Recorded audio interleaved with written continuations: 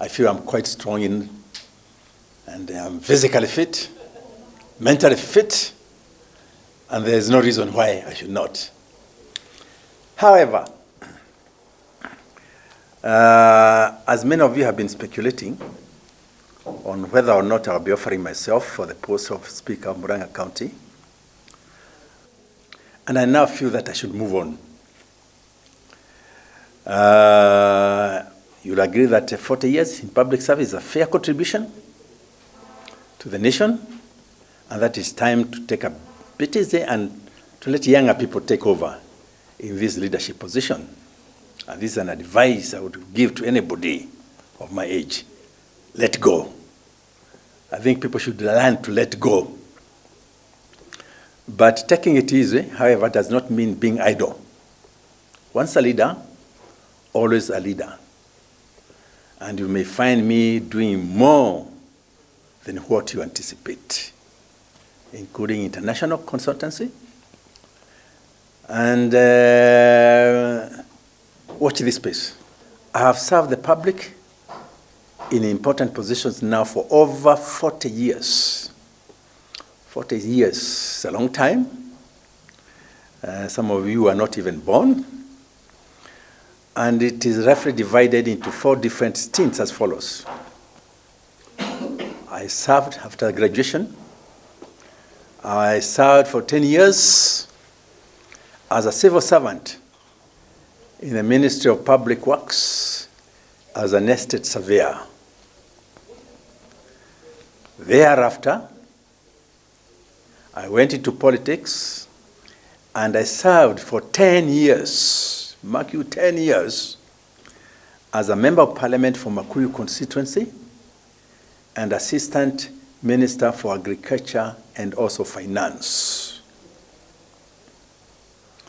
After that stint of 10 years in parliament, I served as the national chairman of Constituency Development Fund, CDF, concurrently, and at different times, as chairman of Kenya National Farmers Federation, and also as the founder member and a board member of Kenya Private Sector Alliance, KEPSA, which is now a very well-established organization. I was a founder member and a director. Thereafter, I became the speaker for Murang'a for 10 years. So why should I break that sequence of events? I do not intend to break it. Because even as I was doing this, I was still busy. I was running my businesses. And also as a professional, I had a professional office as a property valuer. And maybe some of you don't even know I was also a broadcaster at one time, within that time, as a part-time one, with the Voice of Kenya, as one of the people who started Mamboleo, and very many other programs previously. But those I was doing part-time. So I've been very busy. From my experience, I would like to advise the House. Let them look at the county generally and find out what are the problems. And the problems are not just roads, because people always talk about roads and weather. There's a lot of problems, like the social problems I'm talking about. Why they are so much rampant among the youth of taking drugs? Where is there so much abuse of alcohol? Why is our agricultural production so low, very low? Because if you measure agricultural production of anything in the county and in most places in Kenya, is not even a quarter of what the standard is.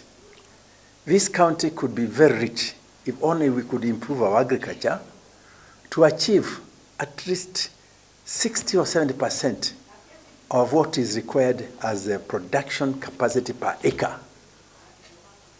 What can be done?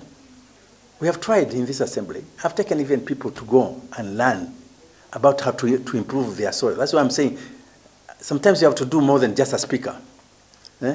By taking your people to places where they can learn things so that they can pass motions, they can advise their people.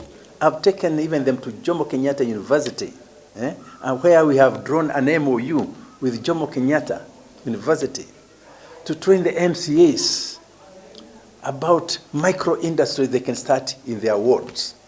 So it's not just a question of sitting here and passing motions and passing laws, which are very few.